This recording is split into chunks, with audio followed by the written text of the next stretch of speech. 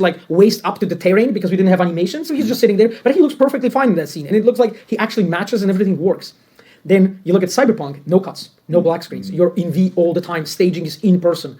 It got so incredibly more expensive to generate like branches and all of those additional things. Like adding branches to, let's say, Witcher 3 was so easy, in comparison to Cyberpunk. And that was like basically this article really sparked that discussion, that, and again, I think it applies a bit more to like AAA than indies. However, I think everyone has this problem, which is like the scalability of narrative. You want your story to be long, but also be broad in a way, so we try to provide all the branches and choices and consequences, but then there is a moment of, it needs to fit into the budget. And we really felt it very strongly with Cyberpunk, how big of a difference that design choice of no cuts, in-person narrative actually made. And yeah, there was a long conversation about this, really, and I really feel that we need a solution for this, how to actually provide that choice. Because I remember the choices, Disco Elysium, right? Great example. It's almost a visual novel almost, right? The presentation is so simple, I would say, without insulting it, it's an amazing game. Adding branches there, it's so incredibly cheap and simple, in contrary to like the games that are like really made like a movie. So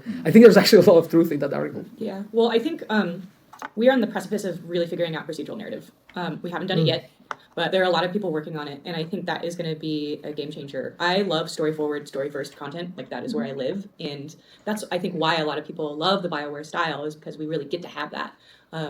And we have to figure out how to do it cheaper going forward. And so I don't think procedural narrative is going to solve all problems, but I think we're going to be able to really use it as a tool when we kind of like crack the code. And like, I was actually having a conversation today here at GDC in the park with other narrative designers, and we're like, let's put together a think tank, like let's figure this out. So I think there's a lot of movement in that direction, and I don't think it's going to be like a balm to the problem, but I think it's going to give us another tool in the tool set to kind of figure out like how can we scale, right? Because audiences get more and more sophisticated, they want more and more fidelity, and like we're running to keep up with that at the same time as like trying to produce really good content, and I think procedural narrative will help. I think that's actually what, like, if you go back and look at Mass Effect, especially as a dev, like, it was really groundbreaking, but you can also see all of the components in like the standard rig, the camera setups, the lights, you can see the lights moving to highlight everything really well, and that was a great general setup. And the longer you watch it, the more you realize there are key scenes that are like more cinematic, and there are others that kind of use shot, reverse shot, which is totally fine. But as you're just saying, like Cyberpunk, like that is really next level compared to something like Mass Effect or Witcher 3, where you're doing a lot of like hard cuts and like rearranging stuff and then bringing things up. And I think the problem is that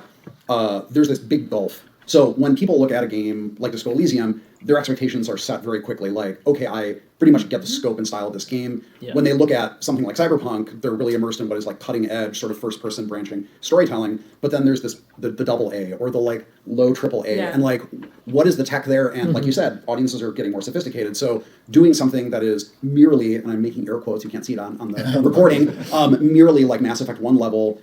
Like, our audience is okay with that, and I think there's a struggle there, because anytime there's a game that's coming out in the double A space that's kind of in there, you see a lot of hate coming towards it saying, this doesn't look good, this looks